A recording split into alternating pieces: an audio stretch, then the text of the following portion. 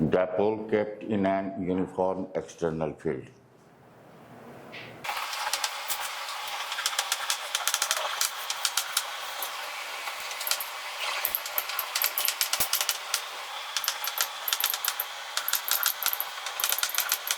Torque experienced by an electric dipole placed in a uniform electric field.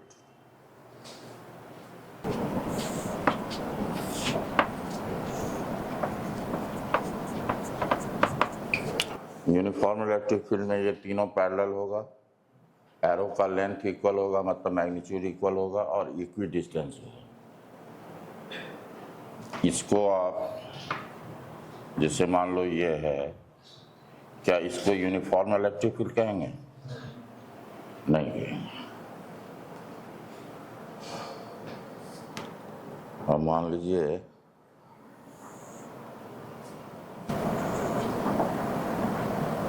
ये A है minus Q,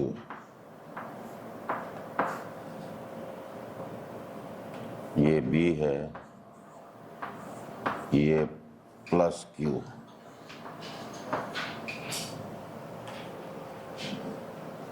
ये इसका centre है। A से B का लेंथ जो है, AB वेक्टर जो है ये D है और AB वेक्टर का लेंथ का मैग्नीट्यूड जो है ये D है और D इक्वल टू 2A ले रहे हैं। मतलब OA या AO equal to OB equal to A। Dipole moment का जो डायरेक्शन होगा वो माइनस Q से P के तरफ होगा। ये एंगल थीटा है,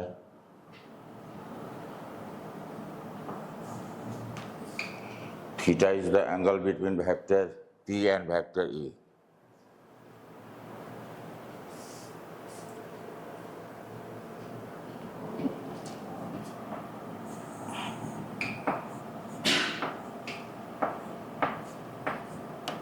ये F पॉजिटिव है, ये है QE और ये जो है इलेक्ट्रिक फील्ड के अपोजिट लगेगा। ये F नेगेटिव वेक्टर है, ये होगा माइनस QE।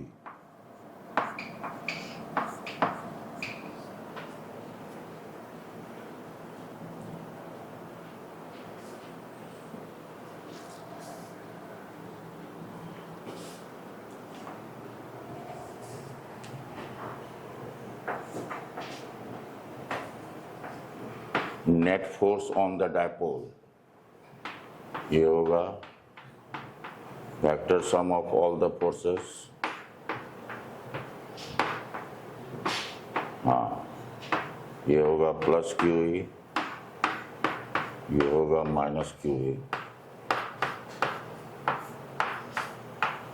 मतलब net force on the dipole is equal to 0। Net force 0 है तो no translational motion, no translational motion.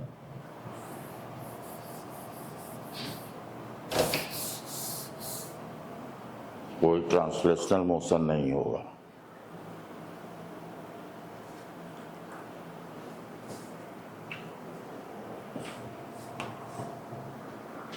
उसके बाद देखिए दोनों फोर्स का मैग्नीट्यूड जो है सेम, F पॉजिटिव या F नेगेटिव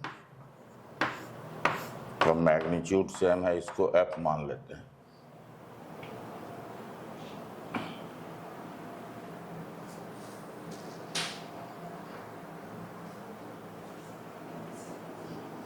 तो टॉर्क ऑफ ए कपल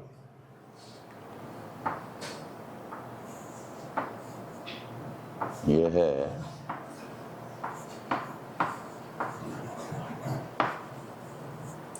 एक चीज देखिएगा, जब कपल का टॉर्क लेते हैं तो हर एक पॉइंट के अबाउट सेम होता है, लेकिन टॉर्क जो होता है हाँ किसी फोर्स का, वो हर एक पॉइंट के अबाउट डिफरेंट होगा। ये मैग्नीट्यूड ऑफ द टॉर्क है, टॉर्क ऑफ ए कपल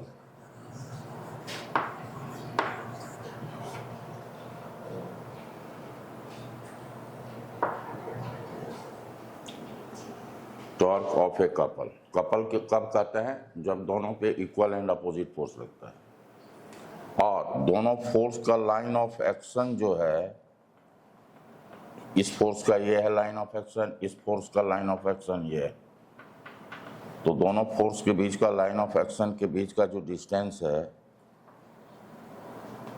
ये मान लो m कहते हैं।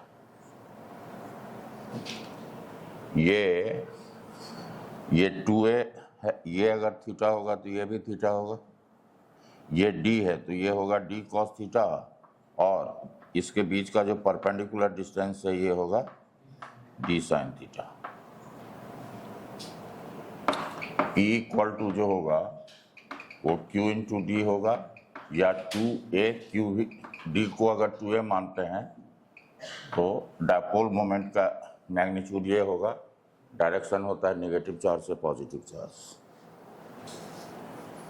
तो टॉर्क ऑफ ए कपल जो होता है ये होता है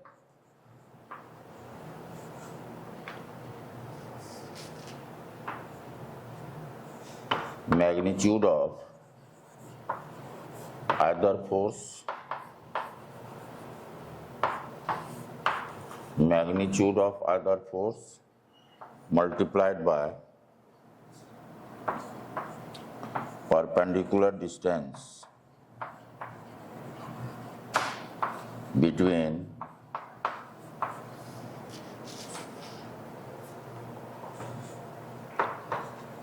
line of action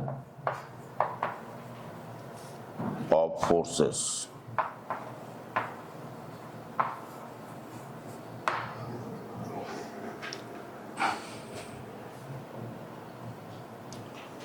magnitude of either force अगर शॉर्ट में लिखे हैं तो ये हो जाएगा मैग्नीट्यूड ऑफ आइदर फोर्स है F, और ये हुआ R परपेंडिकुलर। F हो गया कितना मैग्नीट्यूड QE, और ये हो गया D साइन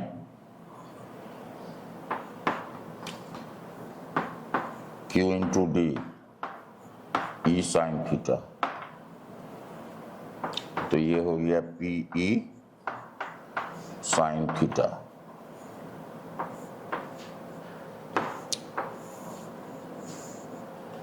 ये मैग्नीट्यूड हुआ। अगर इसको वेक्टर फॉर्म में लिखोगे, इन vector form,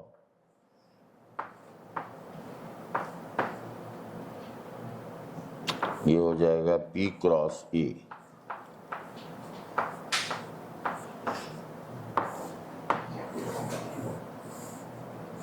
In vector form, the above equation 1 can be written as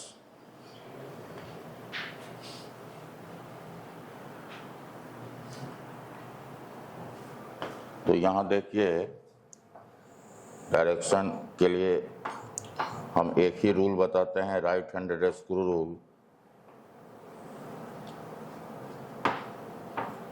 ये P है, ये E है, इसके बीच का एंगल थीटा है, नहीं ना है, ये P है, ये E है, तो P cross E, right handed screw को इसके प्लेन में रखेंगे और P से E रोटेट कराएंगे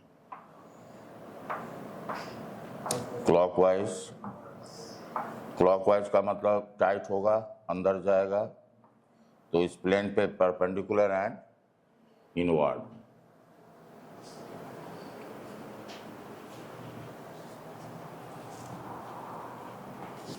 तो यहाँ पे जो ये आपको टॉर्क लग रहा है ड्यू टू कपल, तो ये इसको किस तरह से रोटेट कराना चाहेगा, क्लॉकवाइज रोटेट कराना चाहेगा,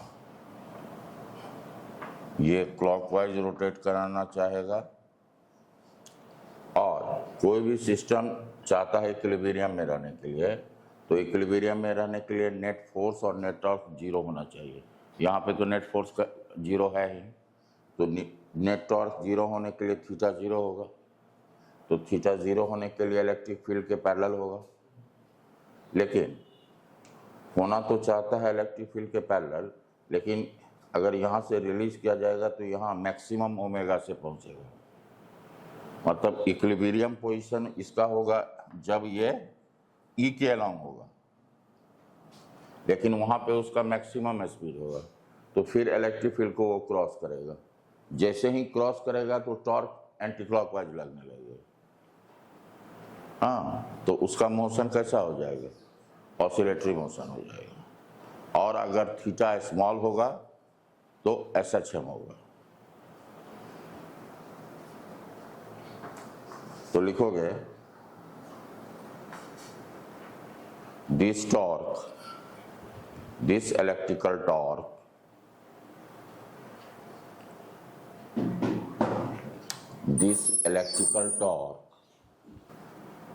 tries to rotate the dipole along the direction of electric field and align in the direction of electric field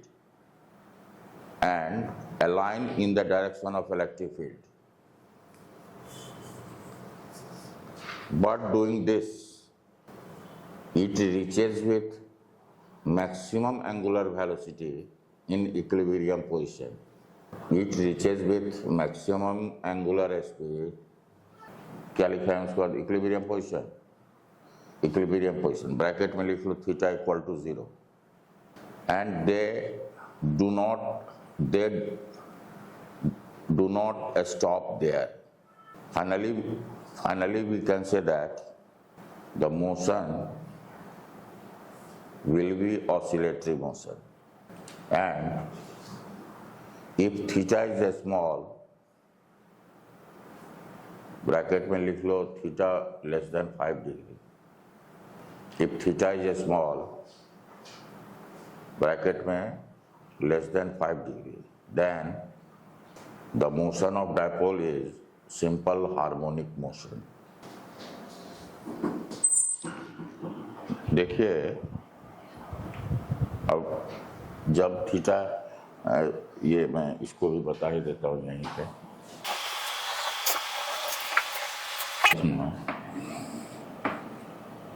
ये ई है,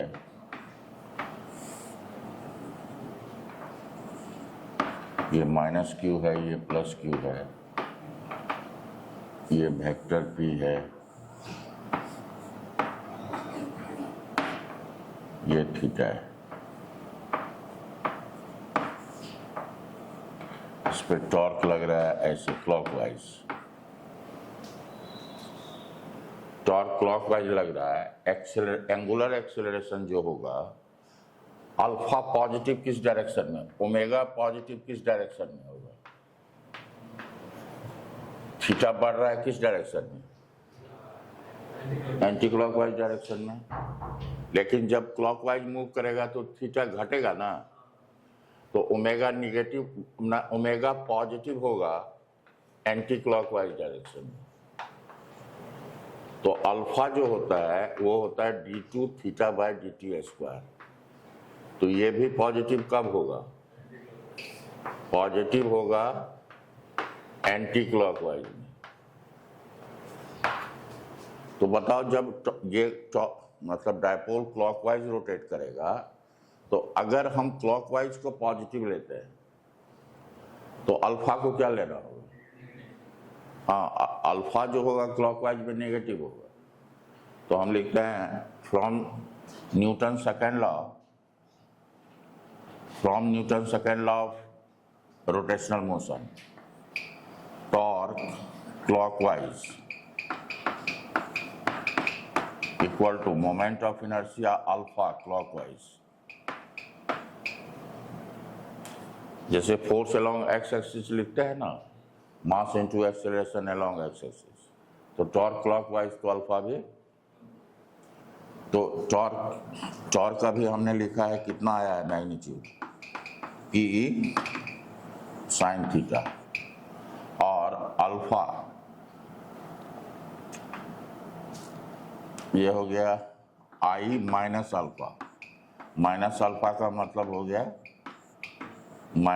ये, ताकि क्लॉकवाइज डायरेक्शन में अल्फा नेगेटिव होगा, है ना, तो minus I D two theta ये। अब देखो यहाँ पे if theta less than 5 degree that is a small, तो ये हो जाएगा I D two theta by D T square equal to minus P E theta, तो ये हो जाएगा D two theta by D T square minus P E by I nought I, ये theta हो गया।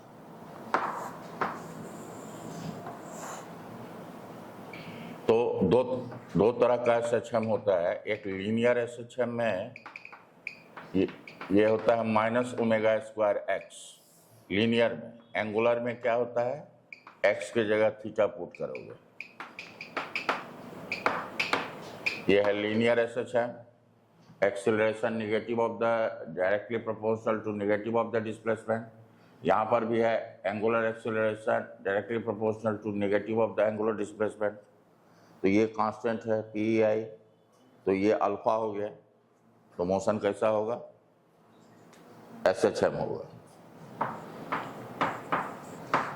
SHM होगा, तो ओमेगा कितना आ गया, omega square equal to P E by I, तो ओमेगा हो गया पी ई बाय आई का रूट ओवर, तो टाइम पीरियड कितना हो जाएगा 2 पाई बाय ओमेगा,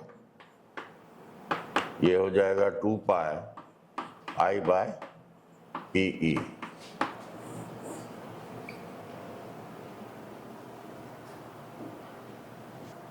ये किस पॉइंट पे अबाउट रोटेट करेगा, ऑसिलेट करेगा,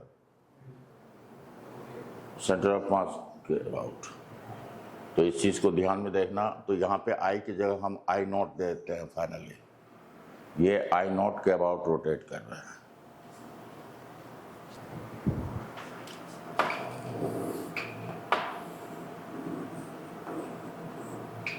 आई नॉट क्या है, moment of inertia of the dipole about its midpoint, yeah, about its center.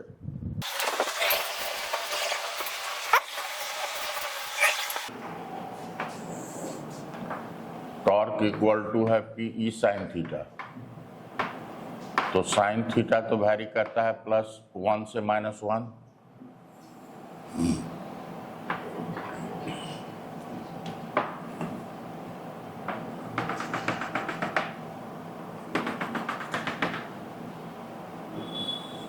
जैसा साइनसॉइडल कर्व होता है वही होगा,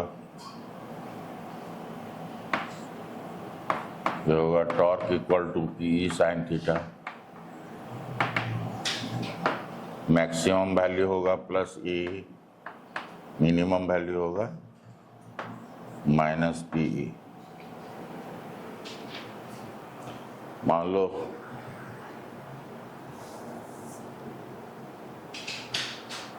ओमेगा कांस्टेंट है, अभी आपने देखा था ओमेगा कितना आया था पी बाय, तो थीटा इक्वल टू क्या होगा ओमेगा टी, नहीं तो थीटा की जगह ओमेगा टी कर देंगे तो टी वेरिएबल हो जाएगा, नहीं तो टॉर्क जो है थीटा के साथ भी वेरी कर सकता है और टाइम के साथ वेरी कर सकता है।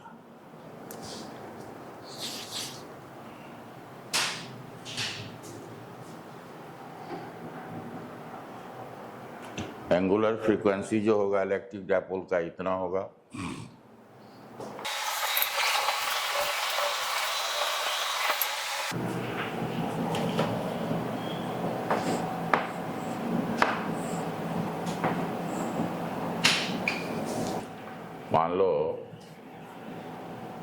लिखते हैं ये dipole in an variable electric field,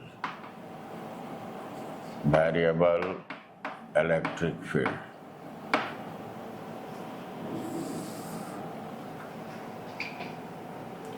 मान लिया जाए ये E है, डायरेक्शन कांस्टेंट है, लेकिन इसका magnitude point to point vary कर रहा है। ये है Q और ये है प्लस Q।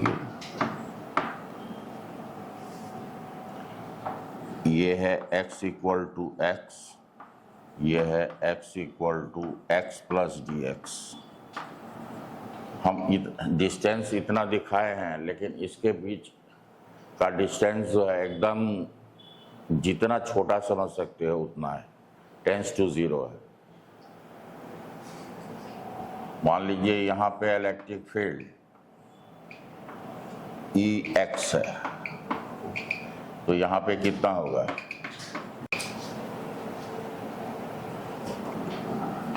ठीक है,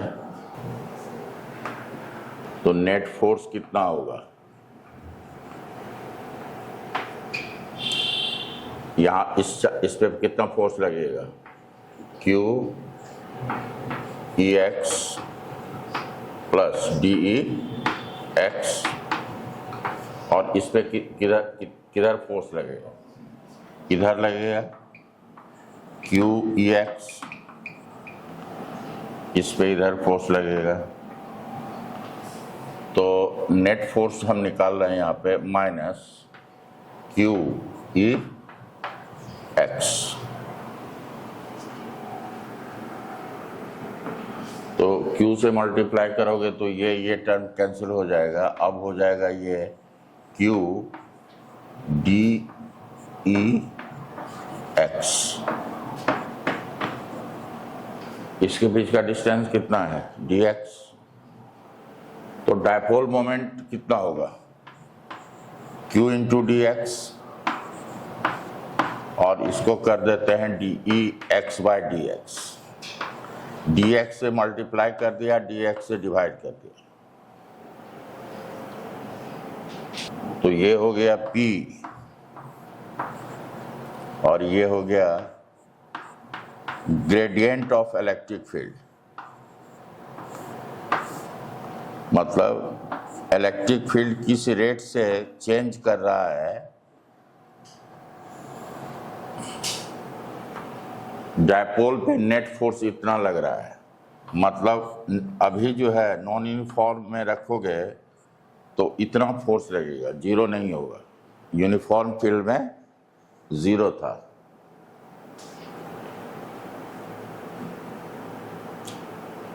और टॉर्क तो तुम जानते ही हो, टॉर्क तो ऑलरेडी 0 नहीं ही होता है। मतलब जब नॉन यूनिफॉर्म इलेक्ट्रिक फील्ड में रखा जाए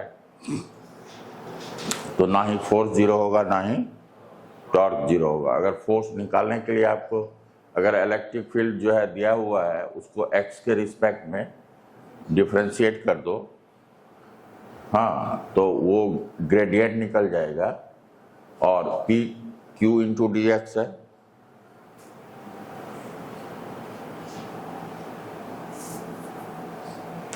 ये स्लोप है, स्लोप पॉजिटिव होगा तो फोर्स पॉजिटिव होगा, ये नेगेटिव होगा तो ये नेगेटिव होगा। अब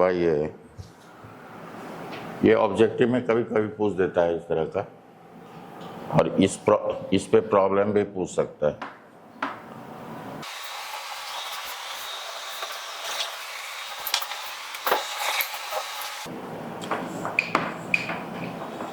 potential energy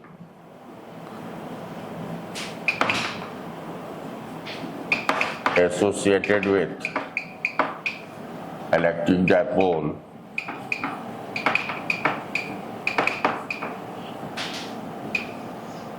placed in a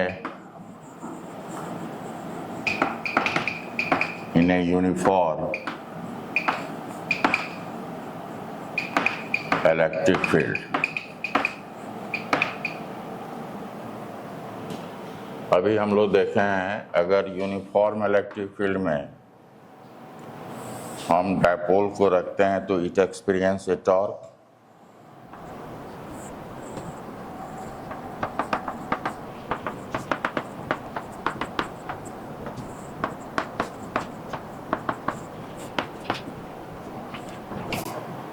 electrostatic force जो लगेगा वो QE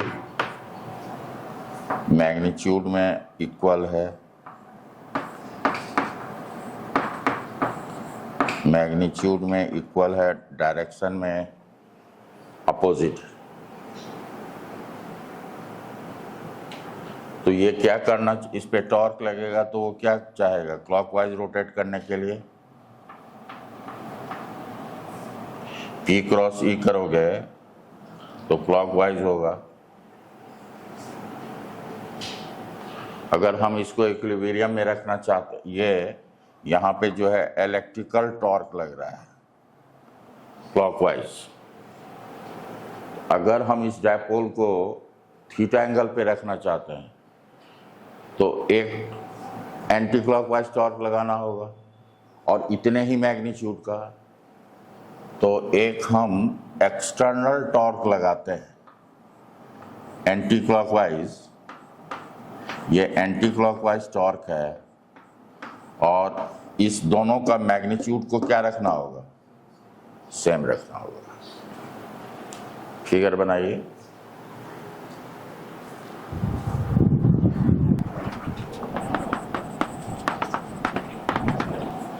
to keep the dipole in equilibrium at this position an external torque is required. External torque is required whose magnitude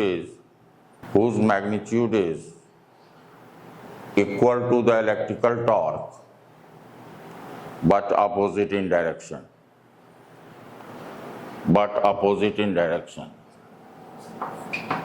That is, magnitude of external torque equal to magnitude of electrical torque. Magnitude में same होगा, direction में opposite होगा, तो ये हो जाएगा PE sine theta. अब आप देखो, जो work done bye an external agent होता है डेल्टा के प्लस डेल्टा यू, हम इसको रोटेट कराते हैं डी थीटा से। और किस तरह से रोटेट करा रहे हैं, to keep in equilibrium always. Keep in equilibrium always का मतलब क्या हुआ, net force zero. Net force zero का मतलब क्या हुआ, नेट फोर्स जीरो को या नेट टॉर्क जीरो को। तो डेल्टा के क्या हो जाएगा, मतलब कांस्टेंट एंगुलर स्पीड से रोटेट करा रहा है, तो चेंज इन काइनेटिक एनर्जी, तो डेल्टा के जीरो होगा। तो वर्क डन जो आप करोगे किस में स्टोर होगा, चेंज इन पोटेंशियल एनर्जी। तो लिखेंगे when dipole is rotated in the direction of increasing theta,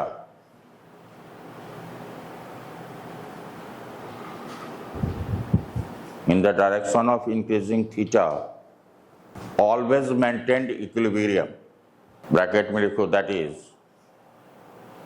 omega equal to constant and delta k equal to 0.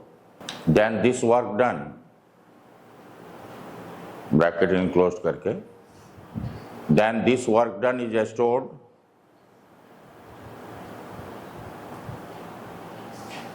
in the dipole in the form of potential energy, in the form of potential 22 पे कौन कर दिया?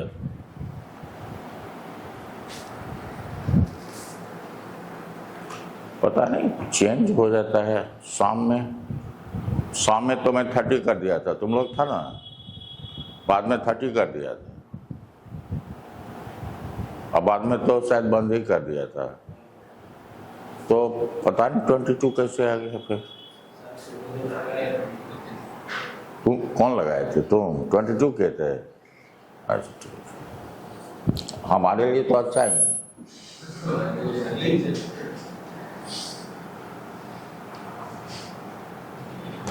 लक्ष्मी जी तो सरस्वती जी हो जाएंगे। लक्ष्मी जी का एकदम पैर जो है लाल लाल है। प्रथमाष्टमी कब था? आज है, एक दिन बिफोर रेडी।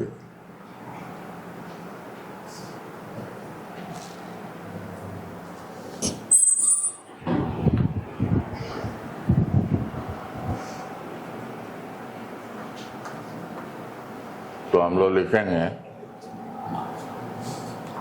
पहले तो लिखेंगे a small work done by external agent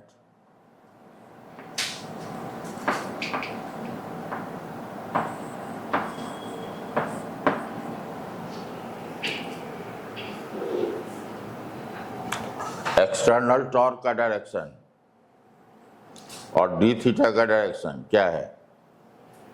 दोनों एंटी क्लॉकवाइज है। दोनों क्या है? तो दोनों के बीच का एंगल कितना होगा? 0 होगा। तो लिखेंगे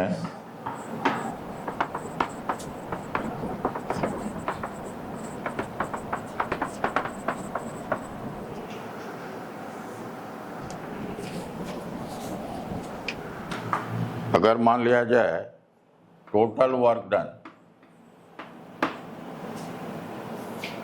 in rotating the dipole from θ1 से θ2,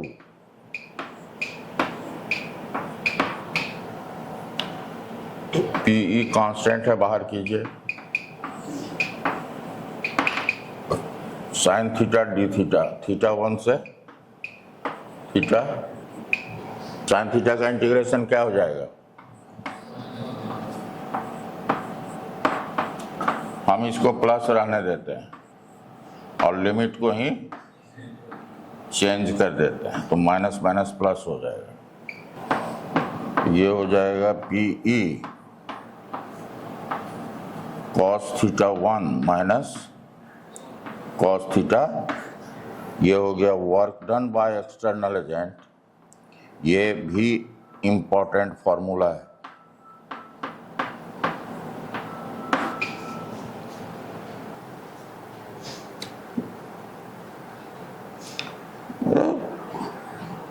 रिंग का टोन कैसे बदल गया पता नहीं चलता।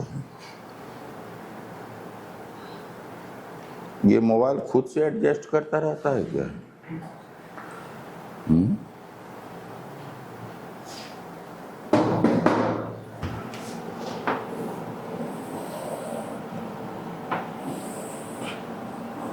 लिख लीजिए इंपॉर्टेंट।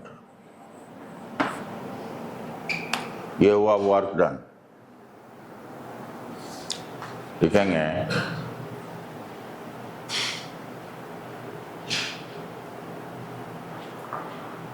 आपको कह देगा जो find the work done by the external agent या बाय द फील्ड, तो बाय द फील्ड पूछेगा तो नेगेटिव लगा देंगे, समझे कि नहीं? In rotating the dipole from 30 to 120, तो θ1 देंगे 30 और θ2 देंगे 120, आंसर निकल जाएगा। अब लिखो this work done is stored in the potential in the dipole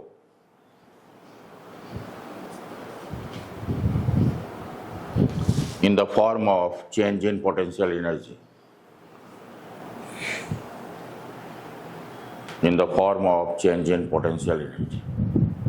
तो ये हो गया डेल्टा U इक्वल टू कितना, और ये हो गया P E cos theta 1 minus cos theta 2। Delta U का मतलब क्या हुआ, फाइनल माइनस इनिशियल। तो हम थीटा 1 से थीटा 2 जा रहे हैं, तो फाइनल क्या हुआ, ये हुआ फाइनल पोजीशन, ये हुआ इनिशियल पोजीशन। तो फाइनल का मतलब हुआ U theta 2 minus U theta 1 equal to P E cos theta 1 minus, ये तो निकला चेंज इन पोटेंशियल एनर्जी। ध्यान दो, अगर एक चीज देखो, ये थीटा 2 माइनस थीटा 1 है, तो यहाँ पे थीटा 1 माइनस थीटा 2 है। चेंज समझ रहे हो ना, वर्क डन ये है, और यहाँ जो होगा you theta final minus initial, तो थीटा 1 से थीटा 2 आया है, तो यहाँ यू थीटा 2 से। अब पोटेंशियल एनर्जी किसी एंगल पे निकालने के लिए ये पोटेंशियल डिफरेंस निकालने तक सही है, रेफरेंस लाइन की आवश्यकता नहीं है, ताकि change in potential energy is independent of reference frame. Work energy में भी क्वेश्चन पूछता है, change in potential energy is independent of frame of reference, but potential energy depends on frame of reference. तो if reference angle theta 1 equal to 90 degree and potential energy at that angle is taken to be 0, मतलब reference angle जो लिया है 90 लिया है, और उस angle पे पोटेंशियल एनर्जी क्या होगा, 0 होगा। एंड थीटा 2 को थीटा लिया है, और यू थीटा 2 पे पोटेंशियल को हम यू कह रहे हैं, यू थीटा। तो यहां पे क्या हो जाएगा, यू थीटा 2 को क्या लिखेंगे, यू थीटा, ये कितना हो जाएगा 0 equal to P E theta 1 कितना है, तो कॉस 90 माइनस कॉस थीटा, तो ये तो 0 हो गया, तो ये कितना हो गया minus P E cos theta, that is minus P dot E.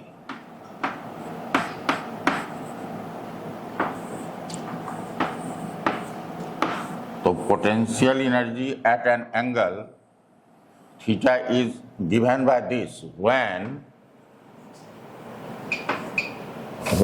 potential at angle 90 equal to 0। Reference line हमारा ये है, रेफरेंस लाइन या रेफरेंस एंगल ये है हमारा। ये भी साइनसॉइडल फंक्शन है, तो इसका भी अगर ग्राफ देखा जाए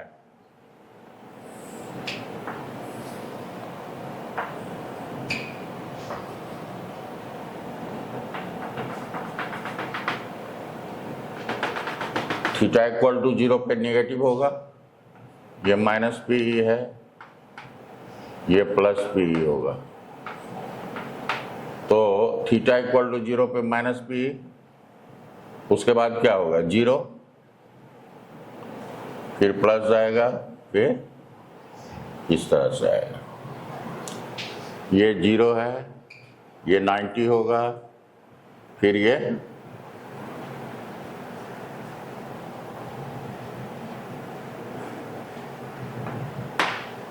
90, 270, ये 180, cos 180 पे कितना होगा -1, ये होगा 90, ये होगा 270, ये होगा फिर 360।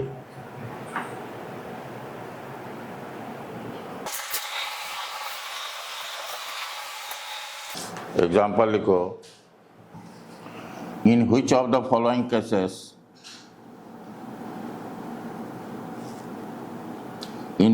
following cases the electric dipole is in stable equilibrium?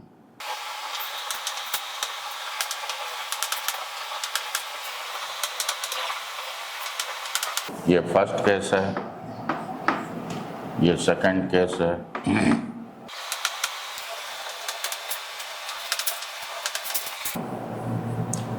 Case first, case second,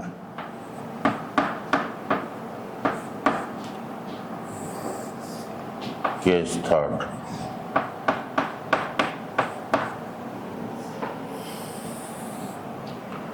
यहाँ थीटा है 0 डिग्री, थीटा है 180 डिग्री, थीटा है 90 डिग्री। पी का डायरेक्शन ये है।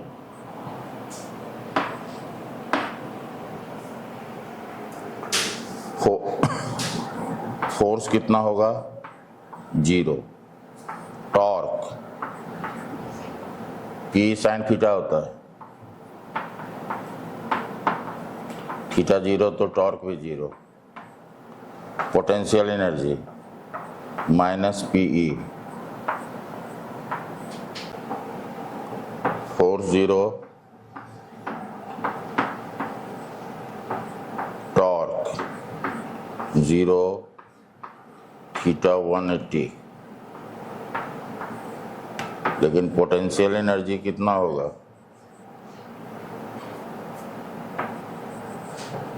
ये प्लस होगा तो मैक्सिमम होगा। यहाँ पे फोर्स 0, टॉर्क कितना होगा? मैक्सिमम ना, पीई।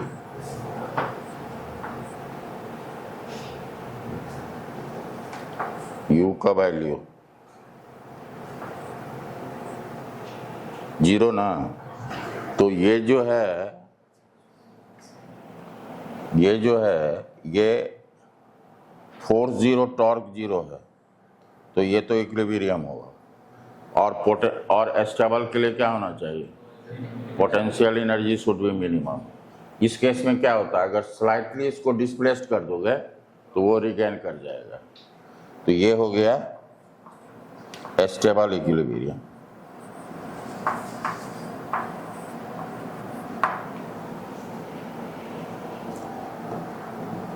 यहाँ पर भी फोर्स टॉर्क 0 है, लेकिन पोटेंशियल एनर्जी मैक्सिमम है, तो ये हो गया unstable.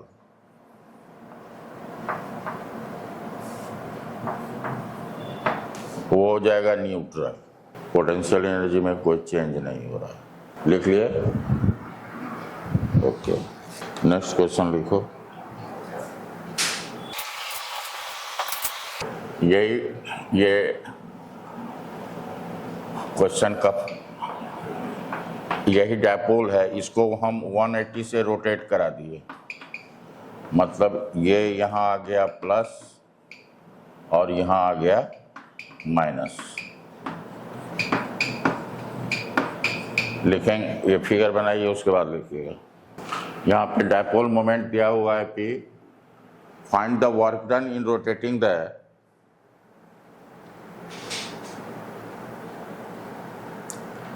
find work done in rotating the dipole through 180 degree by the field। कितना है? -2p। 2pe ना, work done by the field. अगर हम work done by external agent निकालते हैं तो ये हो जाएगा PE cos थीटा 1 cos 0 और ये हो जाएगा cos 1, तो ये हो जाएगा +2PE। तो फील्ड में क्या करना है? माइनस लगा देना है। ये work done by external agent हुआ, फील्ड के चलते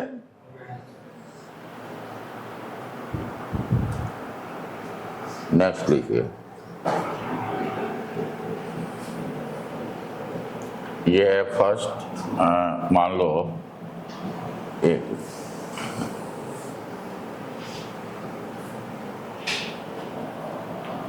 ये इलेक्ट्रिक फील्ड है, ये डायपोल था पहले, ये -q + q, ये P है, ये 45 था। अब इसको रोटेट करा करके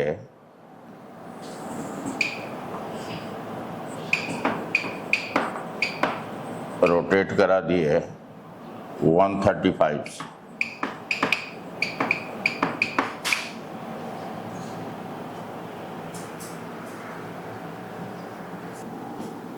Find the work done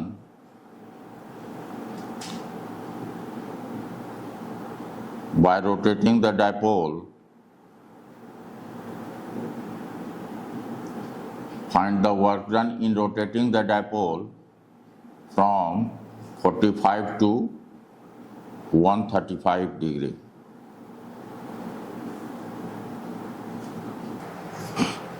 कितना आया? 2p।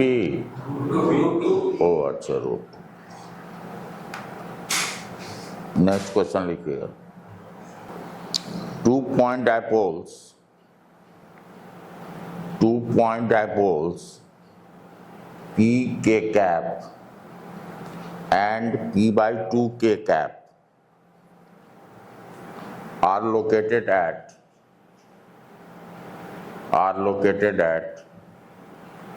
0, 0, 0 and 1 meter, 0, 2 meter respectively. 102 metre, metre में है, एक है 0, 0, 0, एक है 102 metre respectively. Find the resultant electric field. Find the resultant electric field due to the two dipoles at the point 1 meter, 0, 0.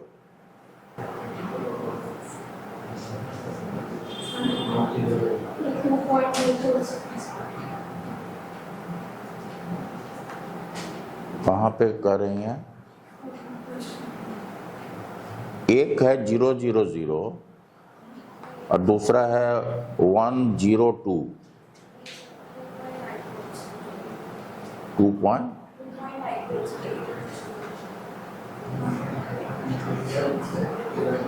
2.9 क्या है? मतलब 2 point dipoles P K cap and P/2।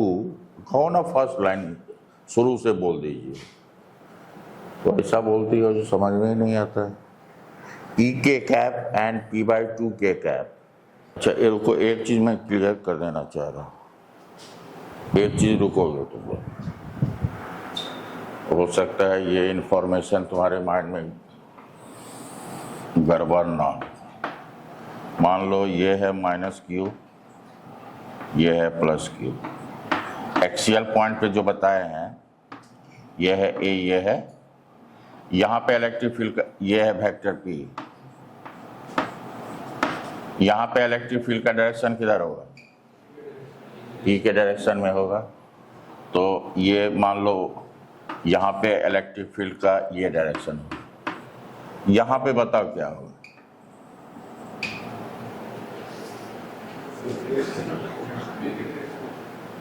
यही हो सकता है मैं बोल दिया हो।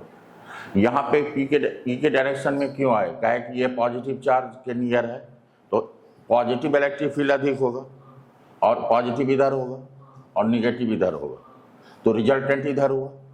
लेकिन यहाँ जब आओगे तो ये जो है ये चार्ज नज़दीक है, तो निगेटिव जो होगा फील्ड, तो निगेटिव फील्ड, अच्छा यही फील्ड होगा अधिक, इसी के चलते होगा, और ये तो कम होगा तो इधर ही होना चाहिए। ठीक ठीक।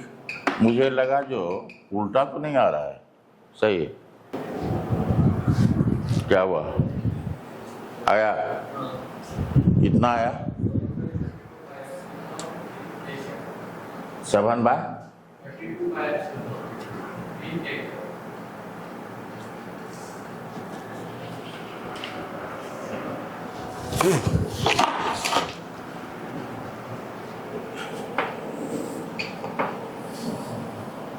ये एक्स एक्सिस है, ये जो डॉट है ये Y axis, dot Y axis है, और ये जेड एक्सिस।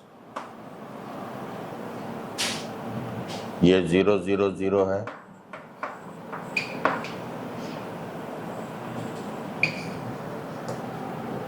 एक जो पॉइंट डायपोल है वो उसका है पी के कैप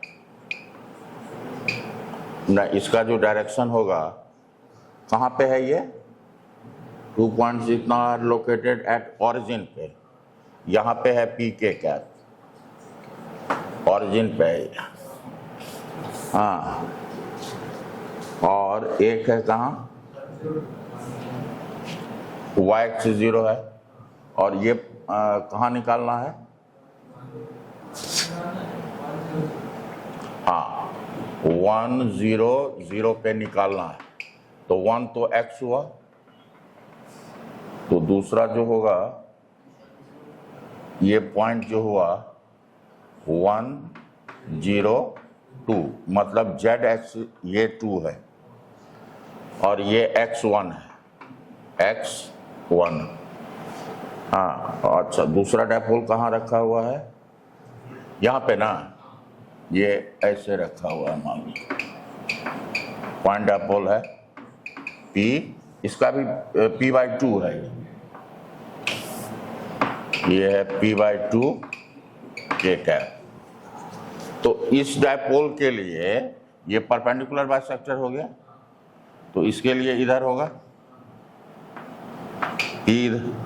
P का डायरेक्शन के एक्सिस के अलॉन्ग, तो ये के अपोजिट होगा। तो ये हो गया, मानते हैं इसके चलते E1 हो गया। हाँ, और इसके चलते जो होगा इधर होगा, ये E2 हुआ। तो मैग्नीट्यूड में, अच्छा, अगर वेक्टर फॉर्म में निकाले तो ये हो जाएगा E1 माइनस के कैप, और ये होगा E2 प्लस E2 के कैप। ये परपेंडिकुलर बाइसेक्टर है, तो KP बाय 1Q माइनस के कैप, और ये अलोंग द एक्सिस है, तो 2K P/2 बाय, ये डिस्टेंस कितना है? 2Q ना, माइनस के कैप। अब इसको सॉल्व करके देखो कितना है।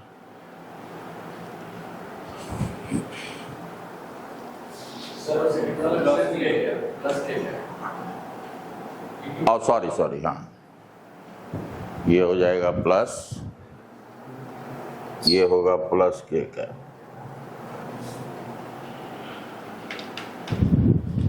क्या बोले? 2Q।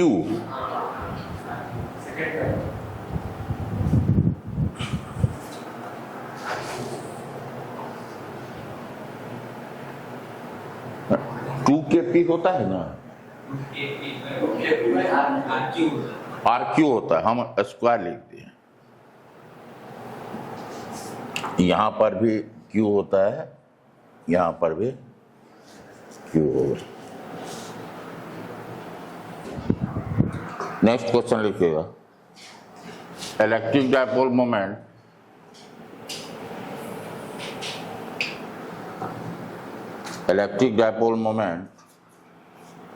of vector P equal to T I cap is kept at a point is kept at a point xy in an electric field kept at a point xy kept in an electric field equal to 4xy square I cap plus 4xx square y j cap. Find the magnitude of force acting on the dipole. Find the magnitude of the force acting on the dipole. कैसे निकालेंगे वो भी बताता हूँ. Force equal to ये electric field कैसा है, uniform या नॉन यूनिफॉर्म? Non uniform. तो इसके लिए आप करोगे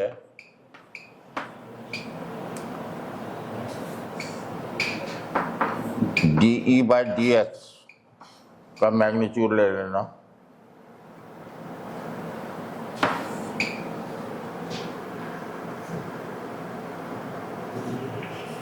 अब एक चीज समझो, P का डायरेक्शन किधर है?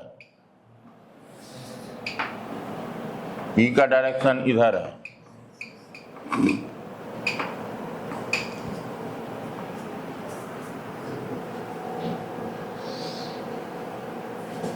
तो इसमें क्या वेरिएबल है, x या y? Find the magnitude of force acting on the dipole.